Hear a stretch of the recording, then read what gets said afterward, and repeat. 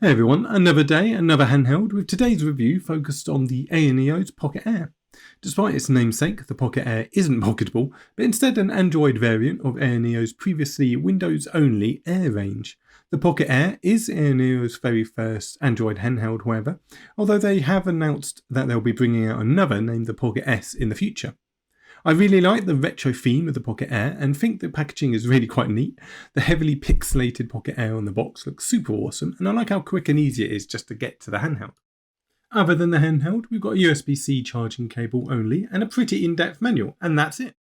So, in terms of specs, we've got the Dimensity 1200 CPU, which was last seen in the GPD XP Plus, and should give us a reasonable Gamecube and PS2 upscaled performance, but won't be able to reasonably play the Switch catalogue, for example, with it being strictly limited to compatible indie games in that case. The RAM and internal storage can vary depending on the SKU, and goes up to 12 gigs of RAM, which, although is the SKU I went for, is slightly overkill for this chipset. We've got a lovely OLED display at 5.5 inches and a huge 7350 mAh battery. The weight isn't too bad at 380 grams, and the Pocket Air comes with Android 12 preloaded. We've got a few also neat additions with things like the LEDs, gyroscope, fingerprint reader, and Windows handheld grade cooling. So, on paper at least, the Pocket Air isn't too shabby and should be relatively snappy on day-to-day usage. So, straight out of the box, the first thing I did was replace the off-white joystick caps with the red ones, which is my personal preference, but AyaNeo have included a mix of the off-white, black and red caps so you can customise the Pocket Air to your liking, which is great to see. The reasonable weight of the Pocket Air really works to its favour. It's a pretty well balanced handheld in the hands, and I think the retro theme looks really nice, although the white plastic is a bit of a fingerprint magnet, which is a shame. On top, we have the shoulder buttons, quick buttons which are subtly placed against the bumpers, which is nice, the volume and fingerprint sensor power button. You can really tell the cooling solution is meant for Windows hardware, as the vent space around the back is almost funny size for an Android handheld. We've got nothing but slight curves on the side, and underneath we've got the speaker grills, a microSD and SIM card slot, headphone jack and USB-C quick charge port. The microSD and SIM card slot certainly works and is easily accessible without requiring a pin tool, which is certainly my preference. So, overall, not too bad in terms of first impressions. In terms of controls, the Pocket Air isn't bad by any means, but there are a few things to get used to. The triggers I personally really like. The edge flick design gives them a surprisingly amount of granular control over your presses, so you can very quickly get to grips with the pressure required for a 50%, 75% or full press. The shoulder buttons are discreet. They are on the thin side and have a bit more of a hollow press around the edges compared to the centre, to the point that you can tell where on the button you're actually pressing. The Hall effect based joysticks will be stick drift free, and due to their tightness do offer an amount of control to them, but equally do take getting used to. They're very small compared to other handheld joysticks and do feel restrictive in almost all directions because of it. The D-pad is a pretty good D-pad in terms of responsiveness and feel, but it's also got a very loose feel to it that, just for me anyway, really conflicts with the tightness of the joystick. The face buttons are really nice, they're super responsive and have a really nice click to them in terms of feedback. They just suffer from being too small, especially when there's a little bit more room to play with in the shell to make them bigger. So, all in all, it's not a bad control scheme by any means, it's just one that does take time to adjust to, and will be quite jarring if you're jumping between controllers. In terms of firmware, the Pocket Air comes loaded with Android 12, which does have some Aya additions. The Aya button brings up a quick overlay scheme, which is quite nice, that allows you to jump between power modes, see usage, jump between control schemes, turn off the controller entirely, or gyro controls, and other bits relatively easily. Saying that, the layout does need a little bit of work as it's a bit cluttered, and there are a few obvious things that are either missing or a few elements that are just outright not there in the first place. For example, I couldn't find anywhere to map the custom triggers. The RGB lights can be toggled off and on, but you can't actually change the brightness of them or choose a colour. And there's no current way to map the controls to screen controls, which should be coming soon, but currently makes a few key Android games a pain to play. It's also currently in a bit of a buggy state. I've encountered quite a few bugs, from relatively minor ones like the performance overlay randomly deciding to work or not, to major ones like the Aya System Settings app randomly crashing whenever it's open for a few seconds. There's also an Aya Space app which I haven't been able to sign up due to a registration bug, so I can't show it off.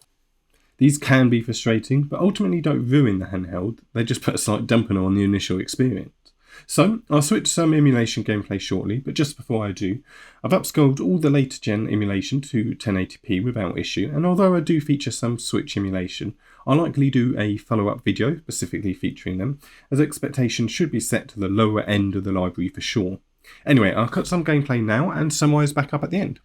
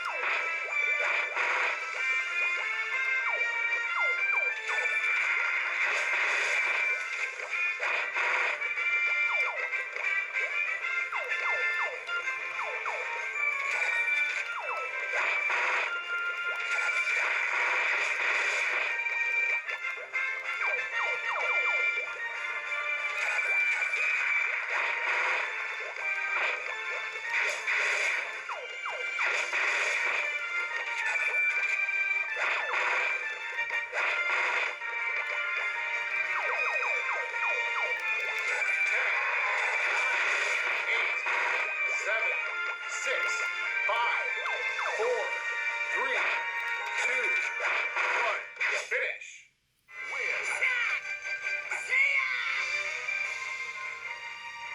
Battle 2, fight!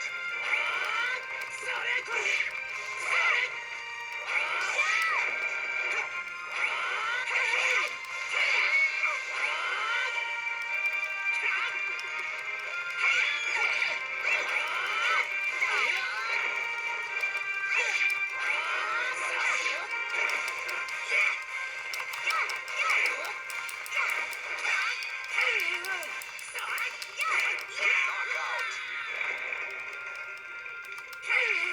You lose. Final battle, fight!